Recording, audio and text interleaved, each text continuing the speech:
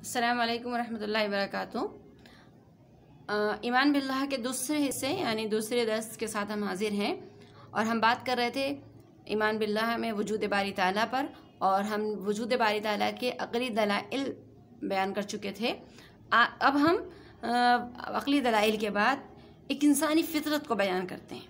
دیکھیں، ایک عقل تو تسلیم کر لیتی ہے، انسانی عقل ہے، کسی بھی چیز کو دیکھ کر تسلیم کرتی ہے کہ اس کا بنانے والا ہے، اور یہ بھی تسلیم کرتی ہے کہ واحد ذات ہے۔ اب انسانی فطرت کیا کہتی ہے؟ یعنی اللہ رب العزت کی ذات کا یقین کرنا فطرت انسانی بھی ہے۔ اور وہ فطرت انسانی کیسے ہے؟ دیکھیں، ہر دور میں ہر قوم نے انسانی فطرت رہی ہے کہ وہ کسی بھی عظیم ہستی کا اعتراف کرتی ہے، یعنی وہ کسی نہ کسی کو اپنا بڑا مانتی ہے۔ جیسے مثال کے طور پر اگر اس کو کوئی تکلیف ہوتی ہے تو وہ فوراً اس تکلیف کا اظہار یا رجوع کرتا ہے کہ اس کی طرف، اپنے بنانے والے کی طرف، اس سے دعا مانگتا ہے یہ کہ میری اس تکلیف کو دور کر دے۔ ٹھیک ہے، تو انسانی فطرت کا تقاضا یہی ہے کہ وہ ہمیشہ اس کے سامنے کوئی ہو، ایک عظیم ذات ہو جس کی وہ کیا کرے، بندگی کرے، جس کی طرف وہ رجوع کرے۔ یہ ایک تقاضا ہے، چاہے وہ کوئی جنگلی قوم ہی کیوں نہ ہو، چاہے وہ مہذب قوموں سے تعلق کیوں نہ رکھتے ہوں، سب کا تقاضا، سب کی فطرت کہتی ہے کہ کسی ایک کا اقرار کرنا، کسی ایک وجود کو تسلیم کرنا۔ ٹھیک ہے، اور یہ تقاضا انسانی فطرت کا یہ بھی ہے کہ وہ اللہ تعالیٰ کے وجود کا اقرار کرے اور اس کی عبادت کرے، اور یہی چیز انسانی روح کو راحت و سکون فراہم کرتی ہے۔ کیونکہ دیکھیں، فطرت ہے کہ فطرت کسی کو بڑا مانتی ہے، اور بڑا مان کے اس کے تابع ہونا چاہتی ہے، اور جب اللہ کو اپنا بڑا تسلیم کر کے اس کے تابع ہو تو یہی چیز انسانی فطرت کو کیا کرتی ہے، سکون اور راحت فراہم کرتی ہے کہ اللہ رب العزت نے انسانی روح کو اس طرح ہی بنایا ہے کہ وہ اللہ کی بندگی کو کس کے بغیر رہ نہیں سکتی۔ ٹھیک ہے، ابھی ہم نے جو پچھلے درس میں اور اس درس میں بھی ہم نے جو دلائل پیش کیے، تو یہ تمام دلائل ان افراد کا انکار کرتے ہیں کہ جو وجود باری تعالیٰ کا انکار کرتے ہیں، یعنی ان کے نزدیک کسی کا کوئی وجود ہی نہیں ہے، اللہ کا کوئی وجود نہیں ہے، کوئی ہستی نہیں ہے جو اس کائنات کو بنا رہی ہے۔ تو یہ دلائل کیا کرتے ہیں؟ ان کا انکار کرتے ہیں۔ یہاں میں نے تردید بھی لکھی ہے کہ یہ جو عقلی دلائل ہم نے پڑھے اور فطرت انسانی بھی ابھی ہم نے پڑھی، یہ کیا کرتی ہے؟ ان لوگوں کا انکار کرتی ہے جو کسی بھی ذات کے وجود کے قائل نہیں ہے۔ ٹھیک ہے طالبات، امید ہے آپ کو یہ سمجھ میں آ گیا ہوگا۔ اب ہم آتے ہیں اپنے دوسرے حصے کی طرف۔ وجود باری تعالیٰ کے بعد ہم نے دوسرا حصہ ہمارا ہے توحید بالذات۔ یہ آپ کو تھوڑا سا واضح ہو جائے گا ابھی۔ یہ دیکھیے، دوسرا حصہ ہم نے ابھی پڑھا تھا توحید بالذات کا۔ ٹھیک ہے، اب آ جاتے ہیں توحید بالذات کا مطلب کیا ہے۔ توحید بالذات کا مطلب یہ ہے، جی طالبات، توحید بالذات کا مطلب یہ ہے کہ اللہ رب العزت اپنی ذات میں یکتا اور اکیلے ہیں۔ اللہ کے علاوہ کوئی اور خالق، حاکم، مالک، معبود نہیں ہے، یعنی وہی ذات ہے جو حاکم بھی ہے، خالق بھی ہے، معبود بھی ہے۔ اس کے علاوہ کوئی اور ذات نہیں ہے جس کی بندگی کی جائے یا جس کا حکم کو مانا جائے۔ اس بات کا یقین کرنا کہ اللہ کے ساتھ کوئی اور شریک نہیں ہے، اللہ اپنی ذات میں واحد و یکتا ہے، اور اسی کو اللہ رب العزت قرآن کریم میں بیان کرتے ہیں سورۃ الاخلاص میں، قل هو اللہ احد، اللہ ایک ہے، اللہ الصمد، لم یلد ولم یولد ولم یکن لہ کفوا احد۔ اللہ کا کوئی ہمسر نہیں ہے، اللہ کا کوئی، نہ ہی وہ کہ اللہ تعالیٰ کسی کے باپ ہیں اور نہ ہی ان کی کوئی اولاد ہے، جس کا میں ترجمہ خلاصتاً آپ کو بیان کر رہی ہوں۔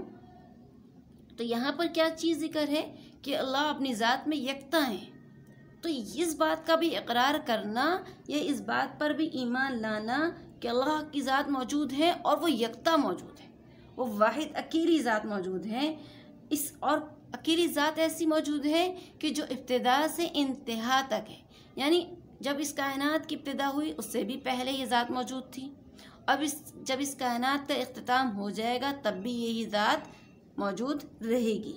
یعنی اللہ ہمیشہ سے ہیں اور ہمیشہ رہیں گے، کائنات کے وجود سے پہلے بھی اور کائنات کے اختتام کے بعد بھی ہمیشہ اللہ کی ذات قائم رہے گی۔ ہر چیز فنا ہو جائے گی لیکن اللہ کی ذات فنا ہونے والی نہیں ہے۔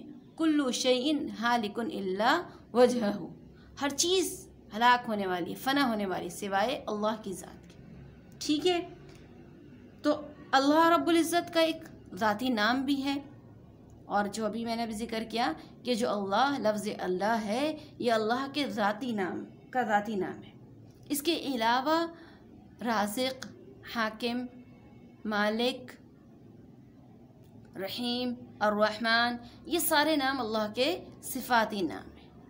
ٹھیک ہے، یہ جو ذاتی نام ہیں یہ اللہ کے ساتھ ہی خاص ہے، اللہ کے علاوہ کسی اور کے لیے یہ نام استعمال نہیں ہو سکتا۔ ٹھیک ہے، سمجھ میں آ گیا؟ توحید بالذات کا مطلب کیا ہے کہ اللہ کو اس کی ذات کے ساتھ اکیلا ماننا، اس پر یقین کرنا کہ وہ ذات واحد اور یکتا ہے، اس کے علاوہ کوئی اور ذات موجود نہیں ہے اور نہ ہی اس کے ساتھ کوئی اور شریک موجود ہے۔ ٹھیک ہے، اب آتے ہیں توحید بالصفات کی طرف۔ توحید بالصفات کا مطلب یہ ہے کہ جس طرح اللہ رب العزت بے مثال ذات واحد ہیں، اسی طرح اللہ رب العزت اپنی صفات کے ساتھ بھی یکتا اور واحد ہے، یعنی اللہ کی جیسی صفات کسی اور میں پائی نہیں جاتی۔ اللہ رازق ہیں، رزق دینے والے ہیں، یعنی اگر رزق کا آنا ہے تو کس کی جانب سے ہے؟ وہ صرف اور صرف اللہ کی جانب سے۔ لہٰذا بندوں کو بھی چاہیے کس کی طرف رجوع کرے؟ اپنے رزق کے لیے اللہ کی طرف رجوع کرے، یعنی طلب کس سے کرے؟ اللہ سے مانگے۔ گردن کس کے آگے جھکائے؟ اللہ کے آگے جھکائے۔ ٹھیک ہے، اللہ حاکم، اللہ حاکم ہے، یعنی حکم صرف کس کا ہوگا؟ صرف اللہ رب العزت کا حکم چلے گا۔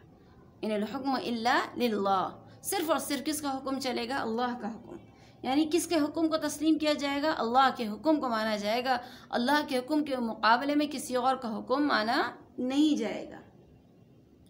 ٹھیک ہے، اور اسی طرح جب ہم اپنی دعاؤں کو دعا مانگتے ہیں اپنی ضروریات کے لیے، تو وہی مالک ہے، وہی واحد ذات ہے جو ہماری دعاؤں کو کیا کرتا ہے؟ قبول کرتا ہے۔ وقال ربکم ادعونی استجب لکم، خود اللہ تعالیٰ بیان فرماتے ہیں کہ ادعونی، مجھے پکارا، استجب لکم، میں تمہاری دعاؤں کو کیا کروں گا؟ قبول کروں گا، پورا کروں گا۔